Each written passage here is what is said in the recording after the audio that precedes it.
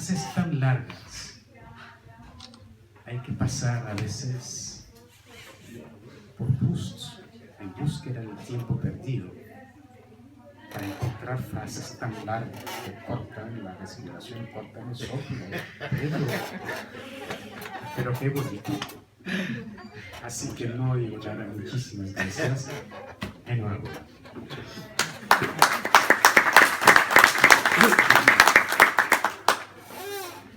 Buenas noches.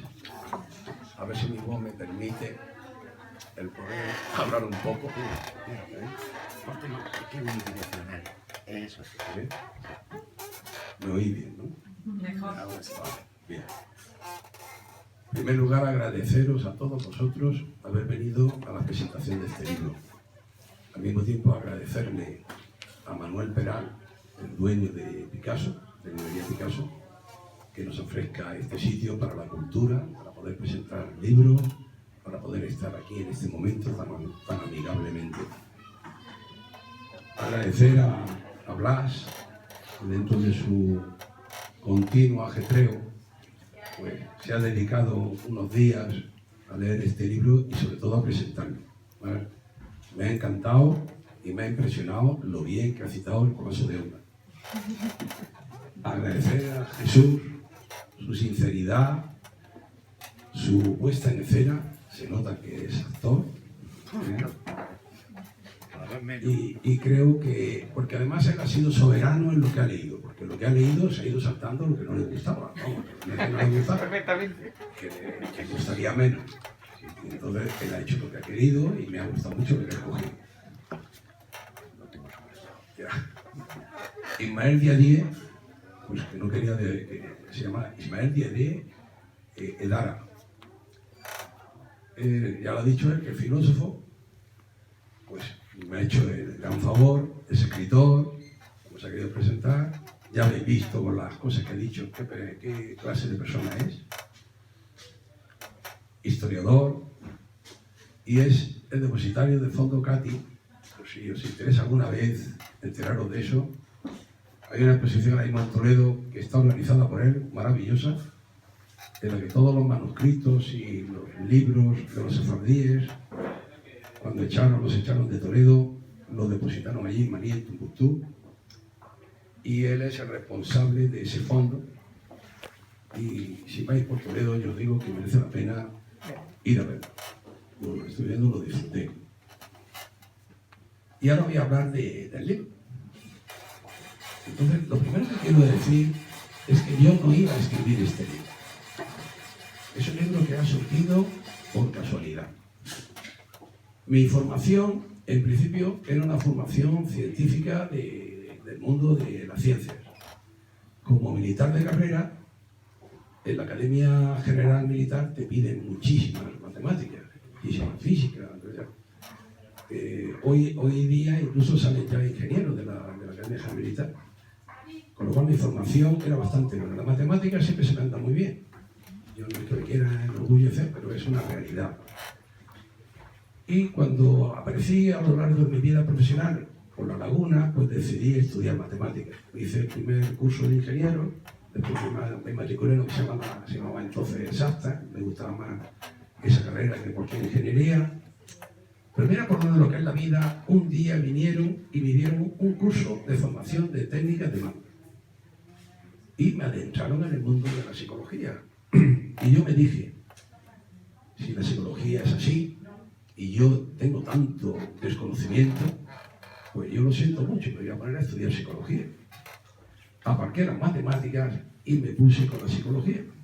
Hice mi psicología clínica, mis 5 años, también hice la educativa, luego me apunté al doctorado, o sea, y yo era feliz siempre que podía leer algo de psicología. Escribí un libro, esto de escribir pues necesito un poco de la familia, porque no lo he dicho, ahora sí lo voy a decir, yo he tenido 2 padrinos literarios. Uno es Miguel Naveros, que ya primo hermano mío. Pues bueno, hablamos de este libro, Miguel y yo, y él decía de, bueno, yo te lo voy a presentar y tal. Bueno, el pobre se ha ido antes que yo. Y otro es Maite, que la tenemos ahí, que mi madrina literaria, la presidenta de Amigos del Alcazaba, que ha estado con mi cancionero flamenco, con mi...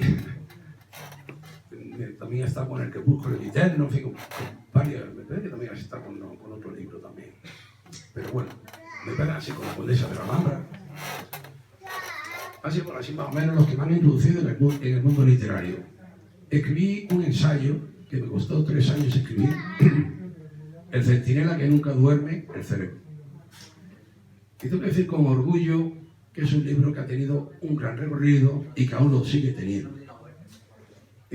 Ha sido el segundo libro más leído en Medellín, en Colombia.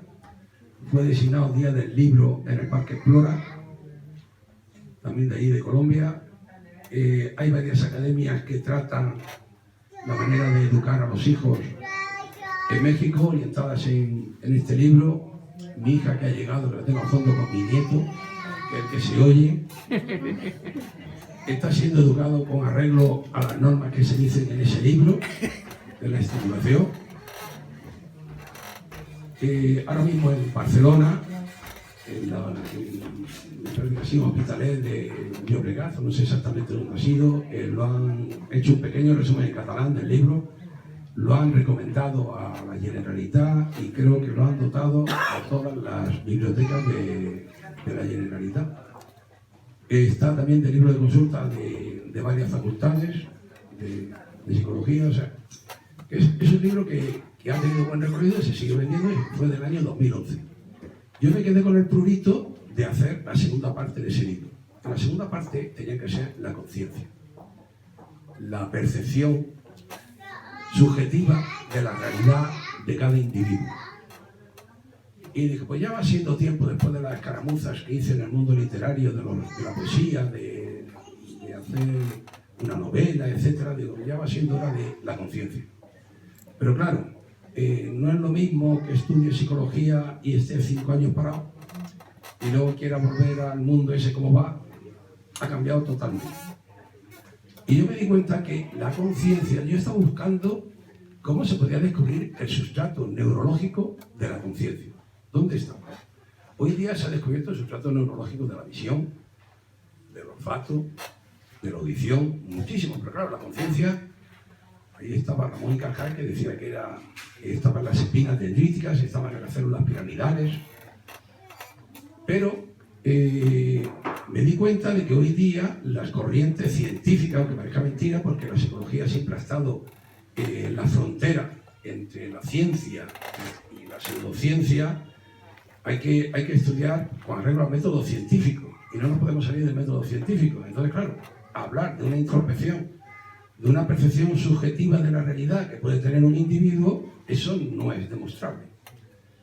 Pero mira por dónde Roger Penrose, un gran físico, y Stuart Hameroff, un gran médico anestesista, se juntaron y estudiaron las teorías vigentes que había de la conciencia y llegaron a la conclusión de que la conciencia era una verdad fundamental de la naturaleza, como puede ser las matemáticas, que también se considera una verdad fundamental, como puede ser la carga eléctrica de los cuerpos, como puede ser la ley de la gravitación universal. O sea, la conciencia está ahí sin necesidad de que haya un sustrato neurológico en el corte cerebral para poder tener conciencia. Y de hecho la suerte fue que en la convención que hubo en Cambridge acerca del mundo animal, se demostró que hay muchos animales que tienen conciencia. Una conciencia primaria, no la conciencia reflexiva, que tienen conciencia. Y son animales que no tienen corteza cerebral. Por ejemplo, los paramecios. ¿Vale? El Stuart Hameroff decía, bueno, aquí pasa algo, porque la única vez que digo que la gente pierde la conciencia es cuando los anestesian. Luego no se acuerdan y tal, ¿no? Se juntaron estos dos genios y llegaron a la conclusión de que la conciencia estaba en unas estructuras celulares que forman el citoesqueleto de las neuronas y que se llama microtúbulos y que tienen forma de maní y que curiosamente es el sustrato cuántico de nosotros, del cerebro. Nosotros, y ahora voy a hacer mención al colapso de onda, sin más, ¿no? El colapso de onda es el medir el momento de la onda, ¿no? Pues si nosotros tenemos una conciencia universal, una conciencia que está ahí, que no hace falta que esté dentro nuestra, que nosotros nos vamos a servir de ella dentro de la naturaleza, necesitamos saber con qué soporte nos vamos a servir, dónde está el sustrato cuántico. Si el sustrato cuántico son estos microtúbulos que en un momento determinado, ahora vosotros me estáis escuchando, pero habrá alguno que se le va de repente la olla, ¿no? Porque está en otro mundo, tiene otro problema, y de repente vuelve. O sea, esos son pensamientos que nosotros estamos fabricando, estamos haciendo colapsos de onda. Porque los estímulos que tenemos aquí ahora mismo son muchísimos, hay estímulos por todos lados. Escuchamos una niña que está hablando por allí, alguien que pase por ahí, el ruido del niño que viene, ¿verdad? La silla, pero cuando yo me fijo en lo que yo quiero pensar, estoy haciendo un colapso de onda. Y ese colapso de onda se hace con los microtúbulos. Y digo, narices, pues yo para hablar de la conciencia me tengo que meter en el mundo cuántico. Y menos mal que tengo una formación que me lo ha permitido. Entonces me tuve que meter en la física cuántica, profundizar en ella. Tengo hecho varios cursos. Tengo un curso de mecánica cuántica bastante bueno de la Universidad Politécnica de París. Tengo alguno de astronomía, etc. Y entonces con esos conocimientos y que la matemática me encanta, pues estuve 3 años haciendo este libro. Y al meterme en la confección de este libro, descubrí muchas cosas. Porque claro, yo seguí un camino y ese camino me fue descubriendo muchas cosas. Y una de las cosas que me descubrió es el mundo del multiverso. De tal manera me lo descubrió que soy totalmente convencido de que los multiversos existen. Es más, en este momento, aquí, en el lugar donde estamos, están creciendo multiversos. Multiversos que no podemos ver. Continuamente están naciendo multiversos. Ahora explicaré un poco el porqué. Claro, el concepto ya de la necesidad de la creación, el concepto de Dios, tal, hay una serie de conceptos que pierden ya sentido, tal vez. Uno puede seguir pensando desde un punto de vista religioso, pero el tema este que está ya reconocido del multiverso y que yo estoy totalmente convencido de que existe, hay aquí ahora 2 corrientes. Bueno, hay una que es lo de los universos paralelos, que es un poco lo que ha hablado Blas Fuentes del gato, que está vivo y muerto a la vez, y que ha llevado a la tontería de lo que se llama el suicidio cuántico. De algún chalao que se ha inyectado una inyección en la vena, que puede ser letal, y que se lo ha puesto con una lotería que se jugaba.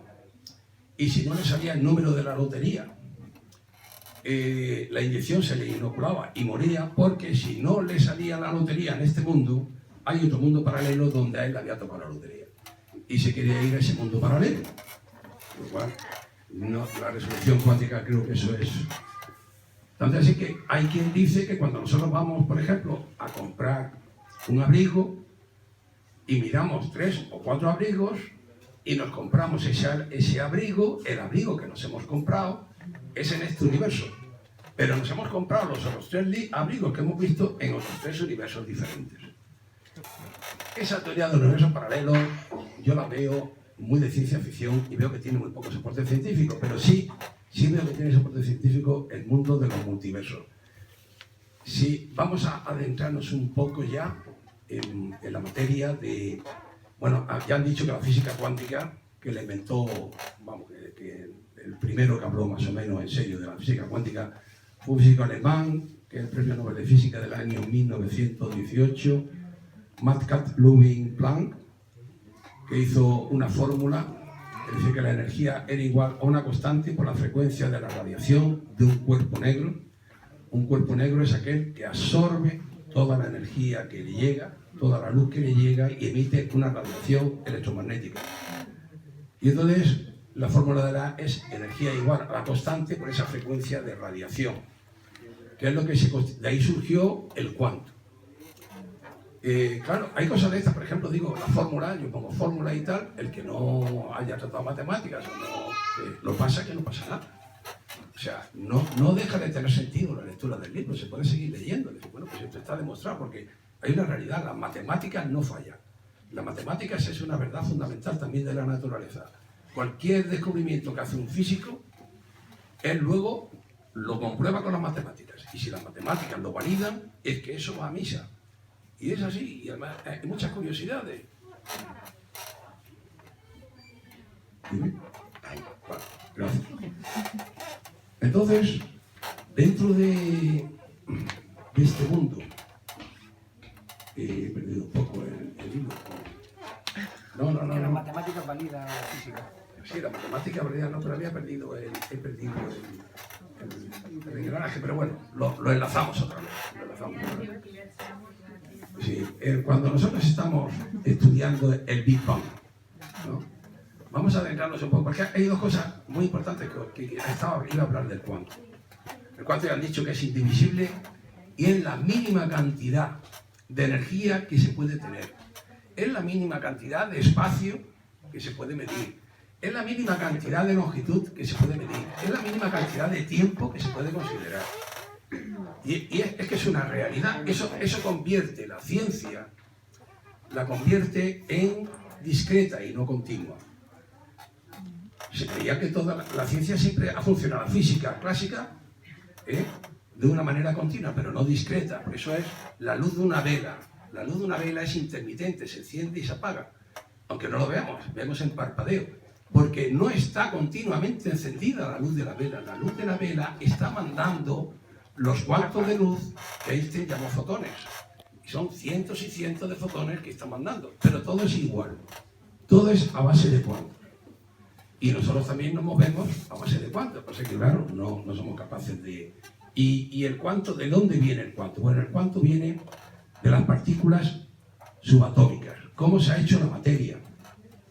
Pues las partículas donde más lejos se ha podido llegar, que no son indivisibles, que sepamos de momento, son los electrones y los quarks. Los quarks up y los quarks down. Entonces, a partir de estos quarks y estos electrones, ha surgido toda la materia. Ha surgido todo el universo. Perdón, me parece que soy yo. Sí.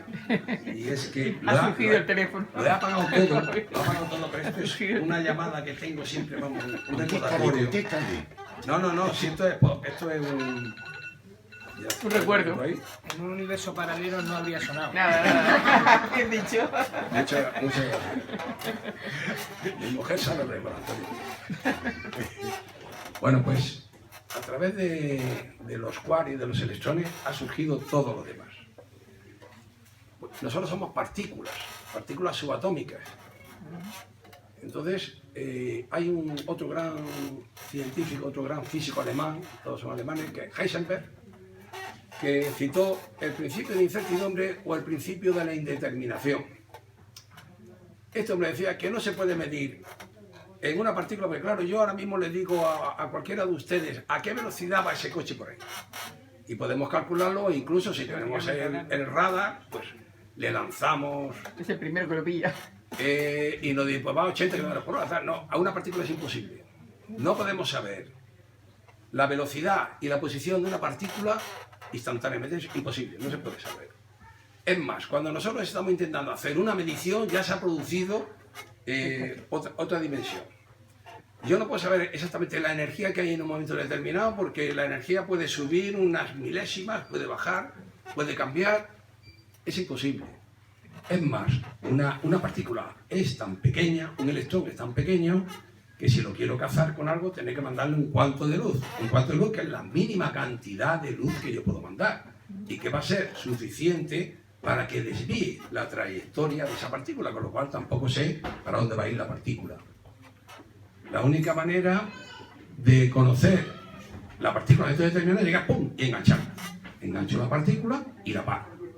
Y al pararla puedo saber la energía que lleva, puedo saber las medidas cuánticas que tiene, también hay números cuánticos, pero eso es lo que se llama colapso de onda, colapso de la función de onda, porque una partícula viaja en una onda, y la partícula al viajar en la onda un cuanto no tiene un valor determinado, sino que tiene todos los valores posibles a lo largo de su onda.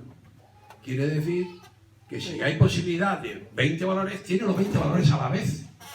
Y para saber qué valor de los 20 que tiene a la vez está llevando en ese momento, yo tengo que parar la partícula. Ese es el colapso de la función de onda. Y es lo que decía este señor Heisenberg de principio de incertidumbre, que le trajo muchos problemas con el resto de físicos de su época. Si nosotros queremos tener un pensamiento determinado, tenemos que hacer también un colapso de onda. Deja de tener sentido el determinismo de la ciencia. Ya la ciencia no es determinista, la ciencia es totalmente aleatoria. No sabemos nunca lo que puede ocurrir ni lo que va a ocurrir. Eso le llevó a Heisenberg pues negar todo lo que no fuera en el momento. Y fue la famosa frase de Einstein: me gusta saber que la luna está ahí, aunque no la vea. Pero Heisenberg decía: el momento nuestro ahora mismo es este. Y no hay otro momento. Y no sabemos cuál va a ser el momento siguiente. Es el principio de incertidumbre.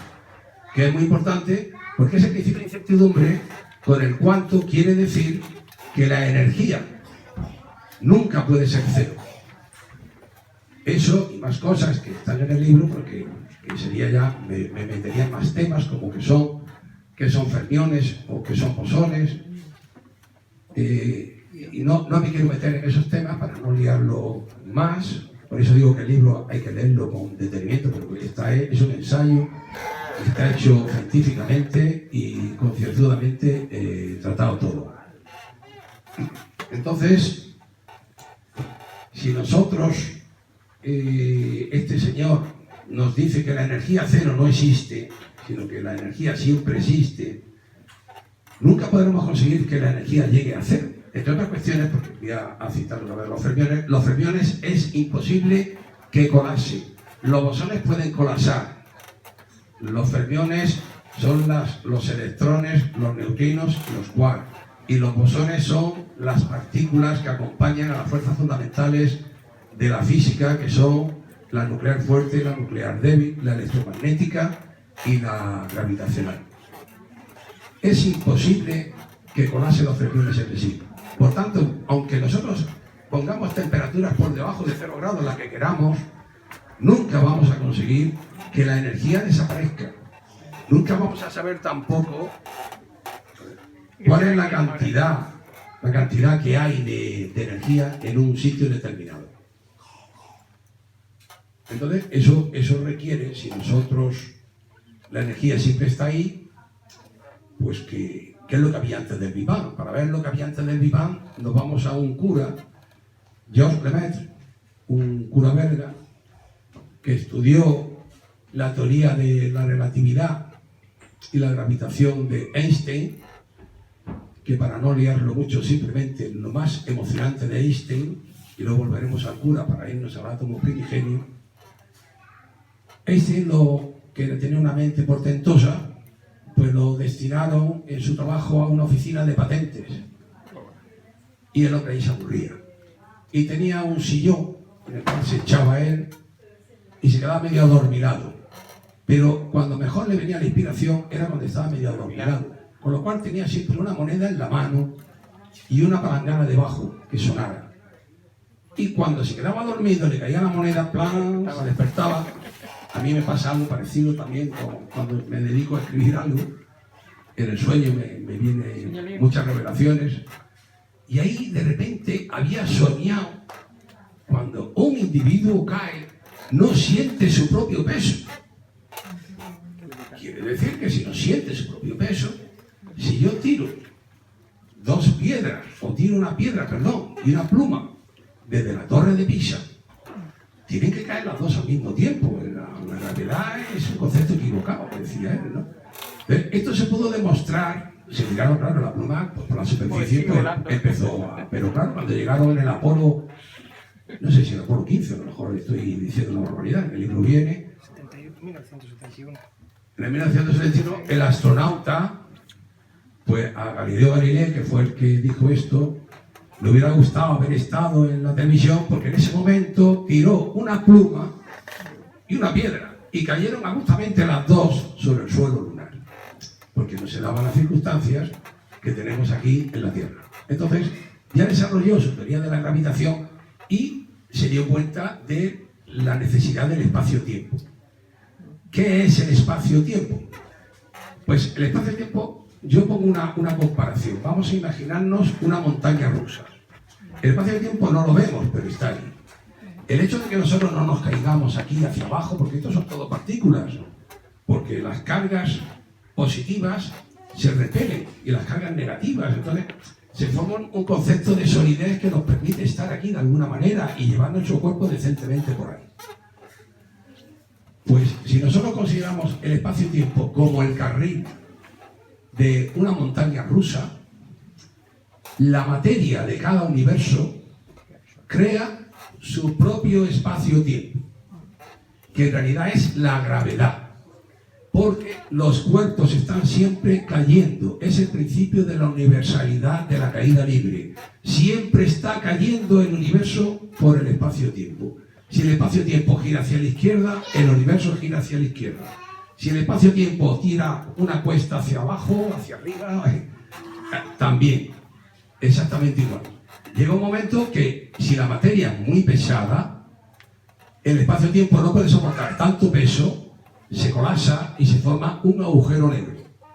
Por eso hay tantos agujeros negros donde más materia hay, donde más agujeros negros en el centro donde más materia hay, porque hay tanto exceso de materia que el espacio-tiempo no puede soportar tanto. El espacio-tiempo es la gravedad. Es decir, los astronautas cuando están girando alrededor de la Tierra están cayendo hacia la Tierra. No es que la Tierra les atraiga, es que están cayendo por el espacio-tiempo. ¿Qué es lo que ocurre entonces con la Tierra? Que la Tierra también está cayendo. Y la Tierra está cayendo cogida con el Sol en una hondonada, porque el Sol también está cayendo y todo el universo está cayendo.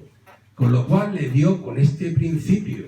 Bueno, ya la gravedad, espacio-tiempo, que es lo mismo que la gravedad, es el que le dice a la materia cómo tiene que moverse. La materia le dice al espacio-tiempo cómo se tiene que curvar y el espacio-tiempo le dice a la materia cómo tiene que moverse. Por eso, un tema que le interesa mucho a la gente ¿es posible retornar al pasado?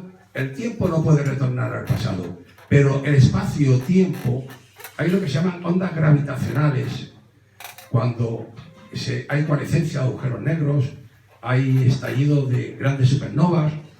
Entonces, en un momento determinado, eso es como una tormenta. Yo le he llamado en el libro cosmomotos. Y eso altera el espacio-tiempo. Y puede ser que en un momento determinado, que ahí está Miguel, a una distancia determinada mía, y yo me encuentro aquí, y de repente viene una onda gravitacional y nos mueve el espacio-tiempo que nos sube a los dos para arriba y a lo mejor nos encontramos. No me voy a meter en el concepto de agujero de gusano. Entonces, eso es lo que dijo Einstein. Yo no sé si con este ejemplo, yo creo, de la montaña rusa, creo que queda bastante bien. Entonces, perdió sentido el universo estacionario y el universo estaba en evolución, estaba en movimiento en contra de todos los principios de aquella época. Entonces, un cura, Lemaitre, Urban cura, belga, le gustó tanto la teoría de la gravitación, estas ideas de Einstein, que se dedicó en cuerpo y alma a ellas y se trasladó a Estados Unidos, al observatorio de Monte Wilson, a ver en aquel entonces a Hubble, no sé cómo se pronunciará porque yo no he llegado al inglés. Y este señor le dijo que efectivamente las galaxias más alejadas tienen corrimiento hacia el rojo, que quiere decir que se alejan cada vez más y de forma proporcional. Eso está totalmente ya contrastado. Los últimos adelantos han tenido también su premio Nobel de Física y es impepinable que este universo no se va a retrotraer, que el fin último del universo es cada vez que se extienda más y más, y si no hay lo que se llama un desgarro total por problemas de gravitaciones y de cantidad de materia negra, energía negra, los pobrecillos terrestres si llegan, que yo creo que no van a llegar, antes nos lo vamos a cargar nosotros con el cambio climático, pero imaginemos que pasan 3 millones de años, por decir un caso, ¿no? pues a lo mejor el que mira el universo hacia arriba, pues en vez de ver toda la Vía Láctea ya no ve Vía Láctea, a lo mejor solamente ve el sistema solar. Y llegará un momento que no verá ni el sistema solar. Estoy hipotetizando, ¿no? Entonces, el cura este dijo, bueno, pues entonces, si vamos hacia adelante, es que ha habido un principio. Y ese principio es lo que él llamó la teoría del átomo primigenio.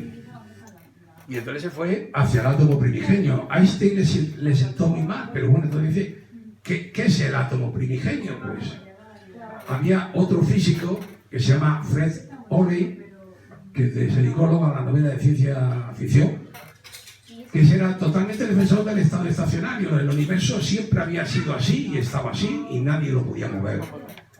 Entonces, de manera despectiva, dijo, mira, para que haya habido una concentración tan tremenda de temperatura, de materia, de energía, y que sea una explosión, eso es only Big Bang, solo Big Bang, solo una explosión, es solo una explosión. Y lo que fue dicho de manera despectiva se convirtió en el término científico para definir el instante cero y una milésima de milésima, ya sabemos que no lo podemos decir por el principio de Heisenberg, de segundo. ¿Y entonces qué es lo que hay antes del Big Bang? Pues hay un acelerador de partículas en Ginebra que es el CERN, CERN, y ahí se están descubriendo pues todos los movimientos que hay, la formación de partículas más complejas a través de protones, a través de electrones, a unas velocidades de la luz. La luz, que es 300.000 kilómetros por segundo cada segundo, y que tiene una peculiaridad. Si ahora mismo viene la luz hacia nosotros, nos va a pasar a 300.000 kilómetros por segundo. Pero si nosotros vamos a 10.000 kilómetros hacia la luz se va a cruzar con nosotros a 300.000 kilómetros por segundo. Pero si nosotros vamos a 80.000 kilómetros de velocidad y nos alcanza por atrás, la luz va a pasar a 300.000 kilómetros por segundo. Son cosas que no se pueden explicar.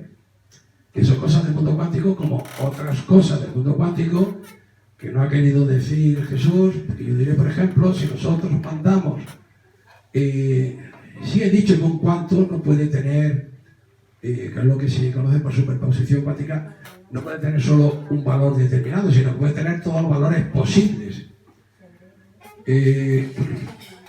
Si nosotros mandamos, que es lo que se llama el experimento de la doble rendija, mandamos un electrón y hay dos orificios, el electrón pasa por los dos orificios a la vez. ¿Y cómo puede ser eso? Porque, insisto, el mundo cuántico no tiene nada que ver con el mundo clásico. Y curiosamente llegamos y decimos, bueno, ¿cómo es posible que pase por dos agujeros a la vez una partícula? Pues vamos a ver por qué agujero pasa. Y alguien se acerca y entonces va a pasar por uno o por otro. No pasa por los dos a la vez, que es el colapso de la función de onda, es la medición. Y la medición sí te dice por dónde pasa ese electrón o esa partícula.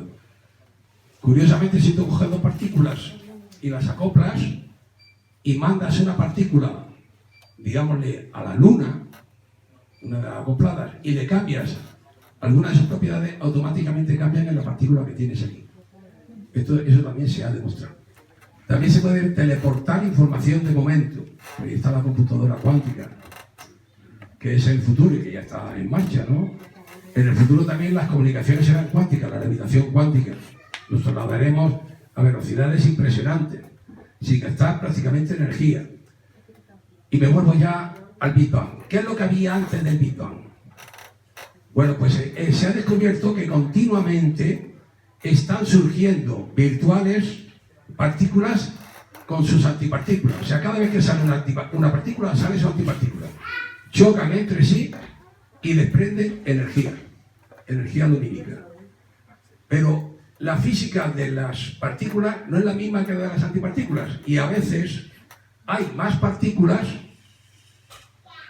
hay partículas que no chocan con la antipartícula y se van acumulando partículas por un lado y otras antipartículas por otro lado. Y se va formando una física distinta y se van formando moléculas más complejas o partículas más complejas que luego van a llegar a moléculas.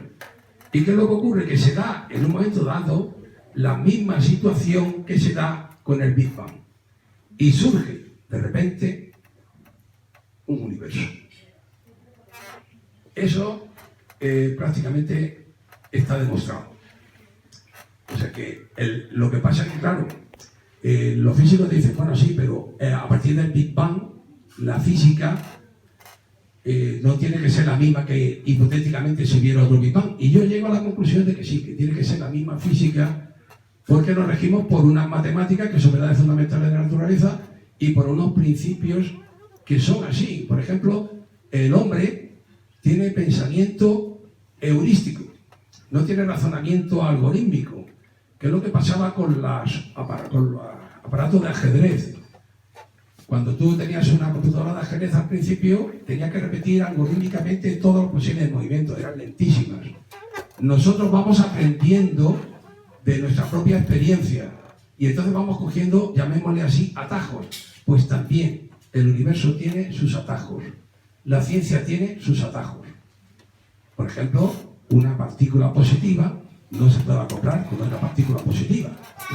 Podríamos citar muchísimos ejemplos. Luego, por tanto, todos los universos deben de tender así a ser más o menos del mismo estilo. Una cosa diferente es que pueda surgir un planeta que se llama Tierra.